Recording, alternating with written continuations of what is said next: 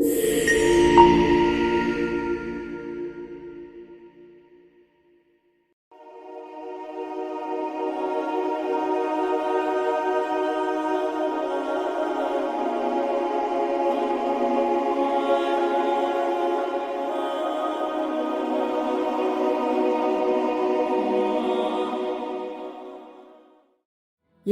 Ağustos 2026'da şifa akımlarının gerçek anatomisi eğitimimize başlıyoruz. Kuantumdan tasavvufa, bilimden bilince, mitlerden gerçeklere. Amacımız farklı yaklaşımları birleştirmek. Kuantum mistizmi ve bilimsel gerçekler. Kuantum fiziği gerçekte nedir? Kuantum sıçraması ne anlama gelir? Enerji, frekans ve titreşim kavramları, bilimsel terminolojinin istismarı, popüler şifa akımları analizi, Deepak Chopra, Joe Dispenza, Bert Hellinger, aile dizilimi, Theta Healing, Access Bar, Reiki, Grabovoi sayı dizileri, Placebo, Nocebo ve beynin şifa mekanizması, inanç ve beklenti mekanizmaları, endorfin, dopamin, serotonin, çift kör araştırmalar, nocebo etkisi ve korkunun etkisi, dokunmanın ve stres yönetiminin biyolojisi, psiko, nöro, immünoloji, vagus siniri, kortizol ve stres, dokunma terapisi ve biyolojik etkileri, zihin yönetimi teknikleri, 4-7-8 nefesi, kutu nefesi, gevşeme egzersizleri, imgeleme çalışmaları, günlük stres yönetimi, umut istismarından korunma, modern fizik, tasavvuf ve şifa, Michio Kaku'nun evren anlayışı ve sicim teorisi, tasavvufta şifa, Kur'an, esmalar, dua, zikir, Celcelütiye'de şifa anlayışı ve şifa beyitlerinin genel çerçevesi, bilim ile tasavvufun benzer ve farklı yönleri. Bir şey nasıl olur da sen ölçünce değişir? Hem kuantum ne ki? Yaşam muhteşem bir enerjisel dans.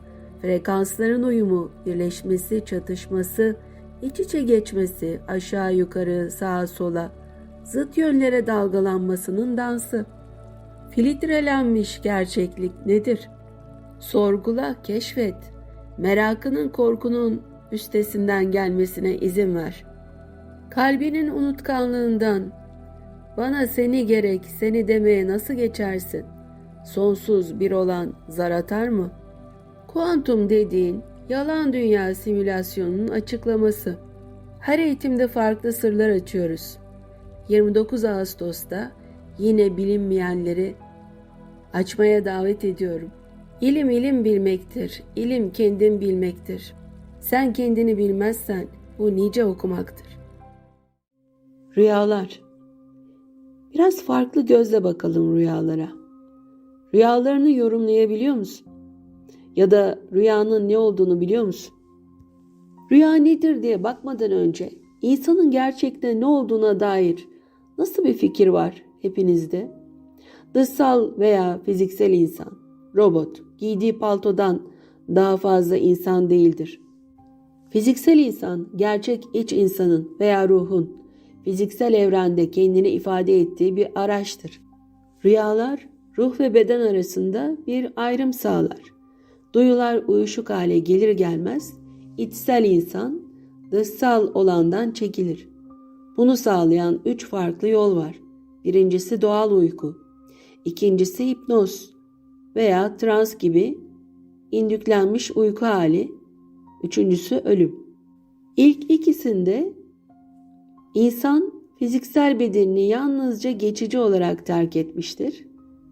Ruh, oysa ölümde onu sonsuza dek terk etmiştir. Ölüm durumunda ruh ve bedeni birleştiren bağ kopar. Trans veya uykuda bu bağ serbest bir şekilde kalır. Ruh bu durumda astral taraftadır. Ölüm anında da bir süre daha bedene bağlı kalır ve astral taraftaymış gibi, sanki uykudaymış gibi hareket eder. Öldüğünün tam farkına varmaz. Artık bilinci ifade etmek için bir araç haline gelen astral bedeninde işlev görür. Tıpkı fiziksel bedenin bilinci ifade etmek için bir araç olması gibi. ruh bilincini. Uyanık haldeyken bilinç yok olmaz. İnsan astral dünyadayken tıpkı ölüm durumunda olduğu gibi yalnızca geçici olarak askıya alınır. İnsan astral bölgelerde tamamen bilinçlidir. İnsan ruhu astral maddenin bedenine bürünmüştür. Bu astral beden fizikseldedir ve onun ötesine pek uzanmaz. Astral dünya burada ve şimdidir. Fizikselle iç içe geçmiştir ve birçok kişinin hayal ettiği gibi bulutların üzerindeki uzak bir bölgede değildir. İnsan aslında sadece bir ruhtur. Bedeni kullanır. Fiziksel bedende işlev görürken kendini 3 dünyada ifade eder. Fiziksel, duygusal ve zihinsel dünyalar. Astral fizikseli iç içe geçirdiği gibi zihinselde de astrali iç içe geçirir. İnsanın uyku sırasında işlev gördüğü astral beden, duyguların ve arzuların bedenidir ve bu arzuları, duyguları fiziksel yaşamda ifade eder. Senin ruhun daima ahirette bu arada. Bu bedeni uzaktan kumanda ile kullanıyor. İnsanın uyku sırasında işlev gördüğü astral beden çok ince bir maddedir. Fiziksel olana benzer. Aslında onun tam bir kopyasıdır. Ancak yalnızca duru görüyle falan görürsünüz. Bir insan uykuda veya ölümde bedenini terk ettiğinde, ruhtan bahsediyoruz insan demekle.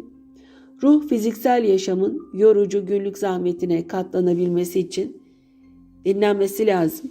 Bedenini iyileştirmesi lazım. Fiziksel bedeni terk etmeli. Bir örnek verelim. Bir adam yatağa girsin, diyelim ki 10'da 6'ya kadar uyusun. Ertesi sabah sıradan uyanacak, kendini dinlenmiş, günlük işlerine hazır hissedecek. Saat 10'da yatağa girsin. Bütün gece uyanık kalsın. Ertesi sabah kendini dinlenmiş hissetmeyecek ve gün içinde kendini halsiz ve uykulu hissedecek. Yatağa girsin ve birkaç hafta boyunca her gece uyanık kalsın. Sonuç ne olacak? Fiziksel beden bir enkaz.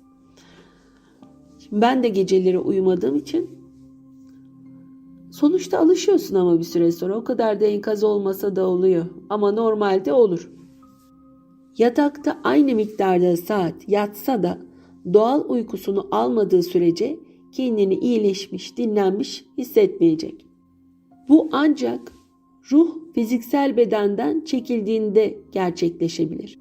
Rüyaları yorumlamaya çalışan biri, ruhun doğasını bilmediği sürece el yordamıyla dolaşmaya devam eder.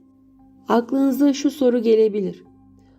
Ruh uyku sırasında bedeni terk ediyorsa nasıl benim bedenim çalışıyor? Sonuçta yaşam enerjisini veren elektrik gibi bedene monte edildiği zaman onu harekete geçiren ne? Ruh. Peki nasıl sindirim sistemi, kan dolaşımı falan beden hala işlev görüyor? Ruh gidiyorsa diyeceksiniz. Aradaki bağ hala var ruhla beden arasında. Sadece dinlenmeye çekildi. Kopmadı. Ölüm sırasında kopacak. Manyetik bir bağlantı var. Bu manyetik bağlantı insan organizmasının işlevlerini kontrol eden sempatik sinir sistemi ve beyin omurilik üzerinde etki ediyor.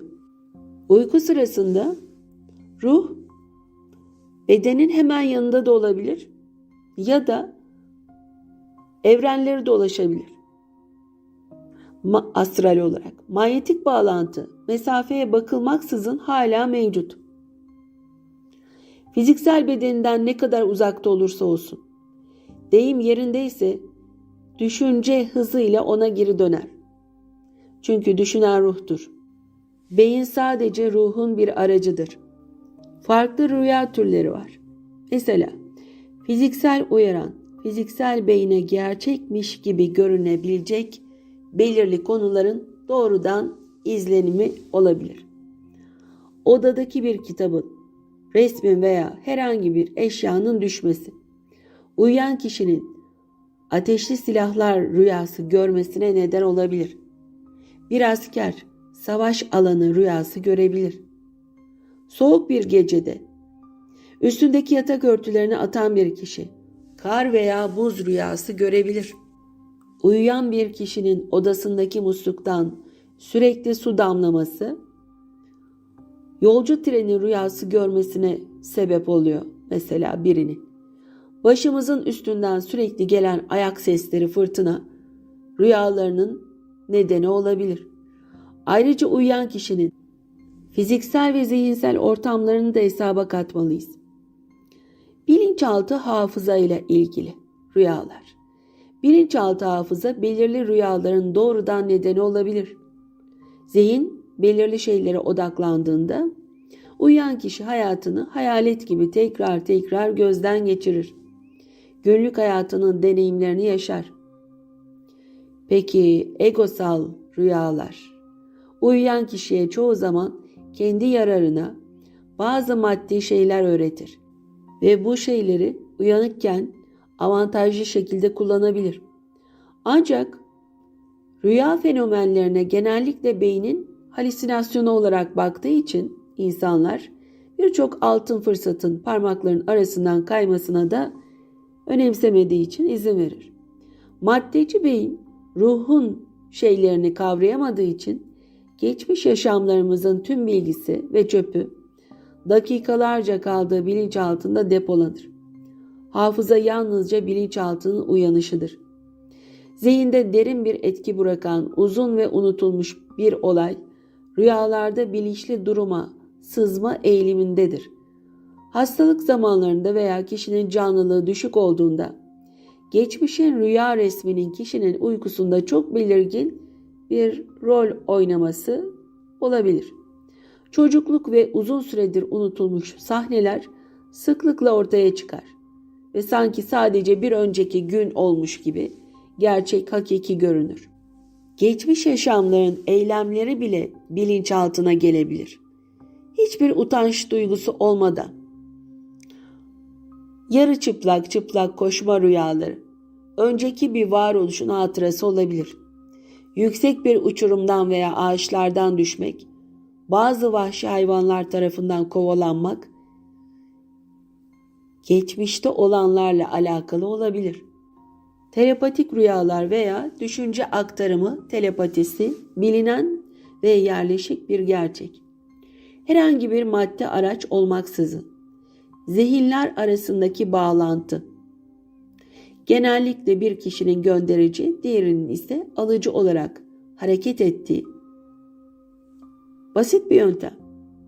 Yani rüyalar aracılığıyla birbirinizle iletişim kurmanız. Gönderici önceden seçilmiş, belirli bir konuyu düşünür. Bunu bir tahta parçasına ya da kağıda yazabilir. Bu genellikle zihnini alıcıya göndermek istediği konuya yoğunlaştırmasına yardımcı olur. Bunlar oluyor arkadaşlar. Alıcı kendisini mümkün olduğunca alıcı bir konuma yerleştirir ve zihnini sakin tutar. Daha sonra bunları not etmesi lazım. Birkaç deneyimden sonra mesajın kelimesi kelimesine doğru olduğunu görebilir. Bunu yapanlar var. Bu telepatidir. Uykuda birbiriyle yakın sempati içinde olan zihinler arasında genellikle telepatik durumlar olur. Örneğin bir erkek ve karısı, anne ve çocukları veya işleri onları birbirine yakınlaştıran kişiler, iş arkadaşları falan uyku sırasında düşünce alışverişinde bulunabilir. Örneğin bir anne evden uzakta olan oğlunun hastalığını anlatan bir düşünce aldı. Birkaç gün sonra rüyasını doğrulayan bir mektup alır. Bir satıcı bir arkadaşının ona şirketinin komşu bir kasabada büyük bir iş yaptığını söylediğini rüyasında gördü. Arkadaşının dönüşü üzerine rüyasının doğru olduğunu anladı. Kocası üst üste başka bir kadınla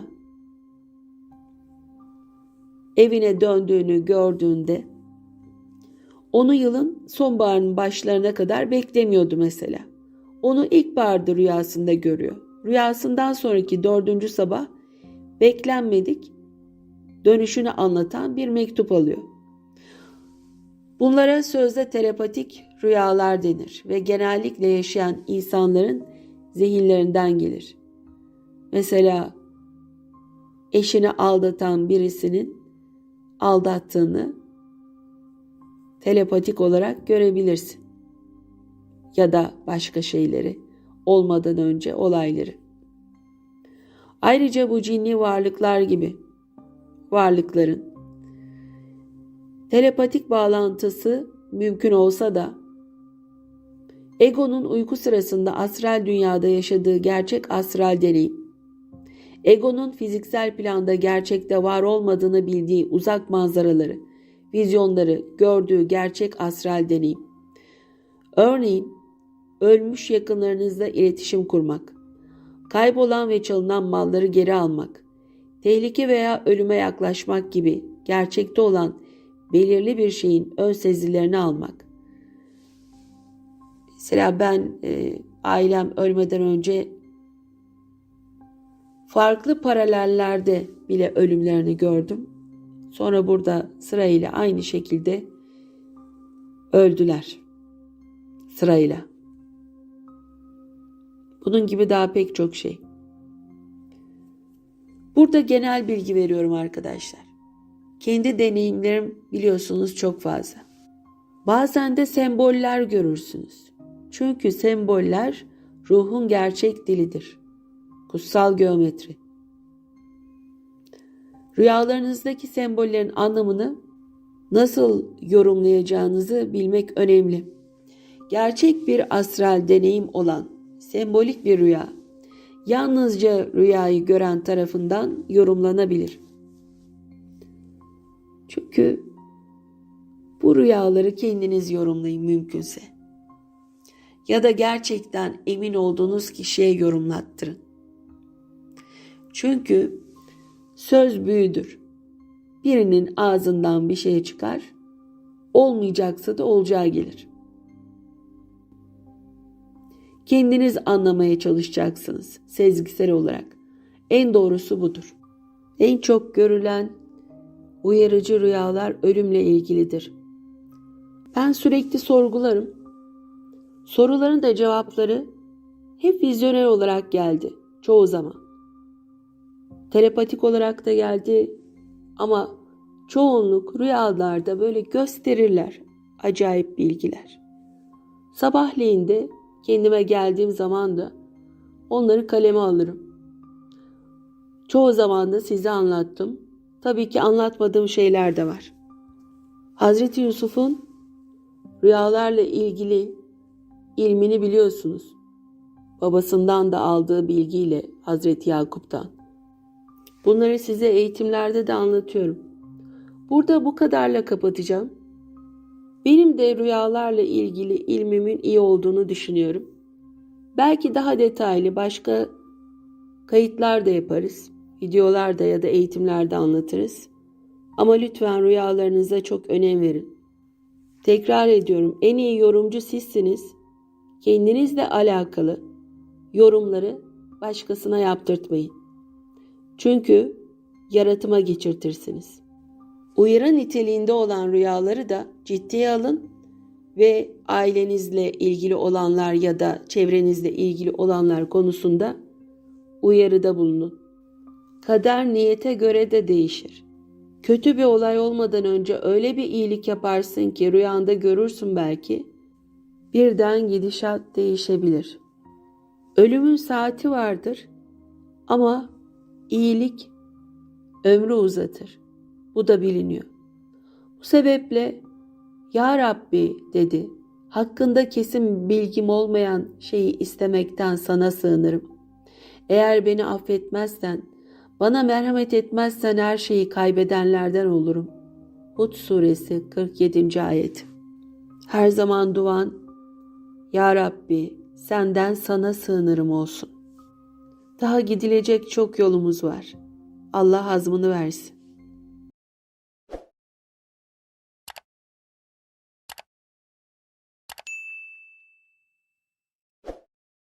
29 Ağustos 2026'da şifa akımlarının gerçek anatomisi eğitimimize başlıyoruz. Kuantumdan tasavvufa, bilimden bilince, mitlerden gerçeklere. Amacımız farklı yaklaşımları birleştirmek. Kuantum mistizmi ve bilimsel gerçekler. Kuantum fiziği gerçekte nedir? Kuantum sıçraması ne anlama gelir? Enerji, frekans ve titreşim kavramları, bilimsel terminolojinin istismarı, popüler şifa akımları analizi, Deepak Chopra, Joe Dispenza, Bert Hellinger, aile dizilimi, Theta Healing, Access Bar, Reiki, Grabovoi sayı dizileri, Placebo, nocebo ve beynin şifa mekanizması, inanç ve beklenti mekanizmaları, endorfin, dopamin, serotonin, çift kör araştırmalar, nocebo etkisi ve korkunun etkisi, dokunmanın ve stres yönetiminin biyolojisi, psiko, nöro, immünoloji, vagus siniri, kortizol ve stres, dokunma terapisi ve biyolojik etkileri, zihin yönetimi teknikleri, 4-7-8 nefesi, kutu nefesi, gevşeme egzersizleri, imgeleme çalışmaları, günlük stres yönetimi, umut istismarından korunma, modern fizik, tasavvuf ve şifa, Michio Kaku'nun evren anlayışı ve sicim teorisi, tasavvufta şifa, Kur'an, esmalar, dua, zikir, Celcelütiye'de şifa anlayışı ve şifa beyitlerinin genel çerçevesi, bilim ile tasavvufun benzer ve farklı yönleri. Bir şey nasıl olur da sen ölçünce değişir? Hem kuantum ne ki? Yaşam muhteşem bir enerjisel dans. Frekansların uyumu, birleşmesi, çatışması, iç içe geçmesi, aşağı yukarı, sağa sola, zıt yönlere dalgalanmasının dansı. Filtrelenmiş gerçeklik nedir? Sorgula, keşfet. Merakının korkunun üstesinden gelmesine izin ver. Kalbinin unutkanlığından, bana seni gerek, seni demeye nasıl geçersin? Sonsuz bir olan zar atar mı? Kuantum dediğin, yalan dünya simülasyonunun açıklaması. Her eğitimde farklı sırlar açıyoruz. 29 Ağustos'ta yine bilinmeyenleri açmaya davet ediyorum. İlim ilim bilmektir, ilim kendin bilmektir. Sen kendini bilmezsen bu nice okumaktır.